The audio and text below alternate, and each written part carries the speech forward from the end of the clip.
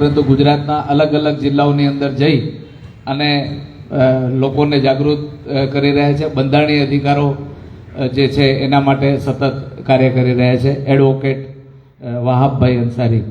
આજના કાર્યક્રમને આગળ વધારતા પ્રાસંગિક પ્રવચન માટે હું વિનંતી કરીશ જનાબ અલી મોહમ્મદભાઈ જતને કે તેઓ આજના કાર્યક્રમના જનાબ આદમભાઈ ચાકીને વિનંતી કરીશ કે આજના કાર્યક્રમના અનુસંધાને પોતાની વાત મૂકે. જનાબ આદમભાઈ ચાકી.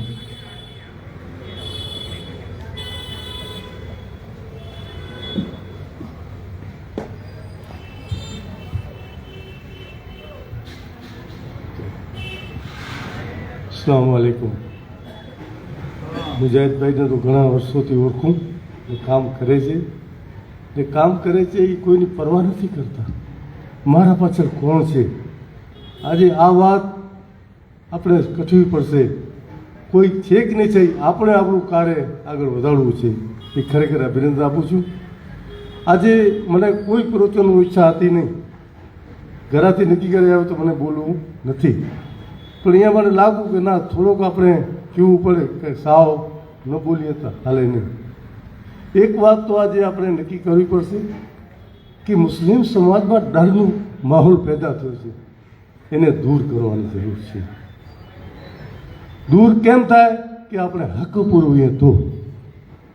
ખોબ માલિકનું હોય, નફો નુકસાન ઇજ્જત જલ્લત બધું અલ્લાહ જ આપે છે. કોઈની તાકાત નથી. મોદી હોય કે મોદીનો બાપ હોય,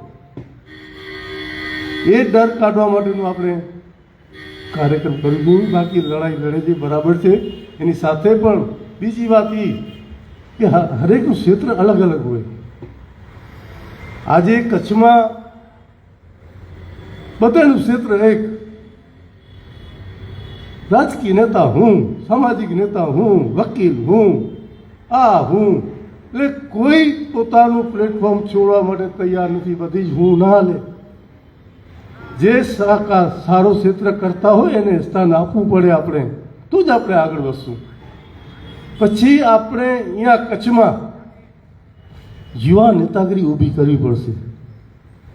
અમે જ બધા બુઢાઓ બેઠા હોઈએ ને બીજાને આવવા ન દઈએ, એ પણ બંધ કરવું જોશે. એટલે આજની ખરેખર આજે છે એમાં પણ કહું છું કે એક ટીમ બનાવીને અહીંયાથી કચ્છમાંથી આપો, એવી આપો કે બીજી જગ્યાએ ન જાય. પછી આ સંસ્થામાં પણ આ જ ભાઈ હોય, આ સંસ્થામાં આ ભાઈ હોય ને મોરચો કાઢીને જાય, એમાં પણ રાડું નાખતો એ જ હોય.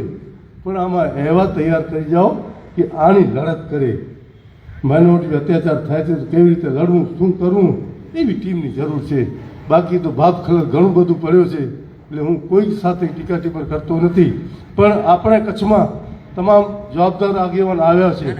એટલા માટે હું કહું છું કે આપણે થોડુંક રસ્તો કાઢી બધાને અલગ અલગ ક્ષેત્ર આપી દઈએ, પણ બધું ક્ષેત્ર આપણે જે છે એમાંથી થોડું છૂટું પડીએ એવું જ મારું છે.